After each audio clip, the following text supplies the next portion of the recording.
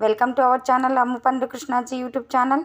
ఈరోజు కర్నూలు అనంతపురం ప్రాంతాల వారికి ఎక్కువగా పరిచయం అవసరం లేని తెలుసండి వాళ్ళకి ఇలాంటి చిట్టి కాకరకాయల రుచి చాలా అద్భుతంగా ఉంటుందని. కానీ మన తెలంగాణ ఇటువైపు వాళ్ళకైతే పెద్దగా పరిచయం ఉండదు.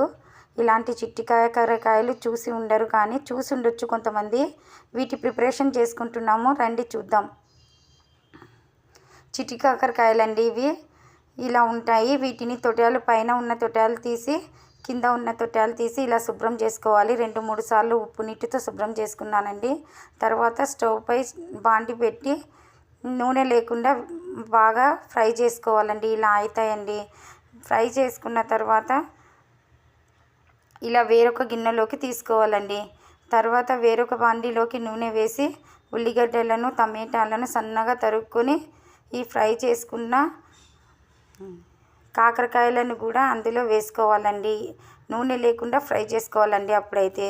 తర్వాత కారము, ఉప్పు, పసుపు వేసుకున్నామండి. బాగా కలుపుకోవాలండి. తర్వాత ఇది పప్పుల పొడి అండి. పుట్నాల పప్పు అని అంటారు తెలంగాణ ప్రాంతాల్లో. పుట్నాల పప్పులండి.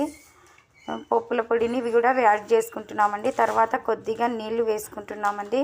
క్వాంటిటీ అయితే నేను 1/2 కిలో చిట్టి కాకరకాయలను తీసుకున్నానండి. అందులోకి సగం గ్లాస్ ఆఫ్ వాటర్ వేసుకున్నానండి. అంతే. ఎంతో టేస్టీగా ఉండే చిట్టి కాకరకాయలు రెడీ అయ్యాయండి. వీటిని చపాతీతో తింటే అద్భుతంగా ఉంటుందండి. కానీ అన్నంతో కూడా తినవచ్చండి. జొన్న రొట్టెలతో అయితే ఇంకా చాలా చాలా టేస్టీగా ఉంటుందండి. మీరు ప్రయత్నించండి. చాలా చాలా బాగుంటుంది. ఇలా ప్రిపరేషన్ చేసుకోండి, చాలా బాగుంటుంది. నెక్స్ట్ వీడియోలో ఉడకబెట్టుకొని ఎలా చేసుకోవాలో కూడా చూపిస్తానండి. థ్యాంక్స్ టు ఆల్ అండి.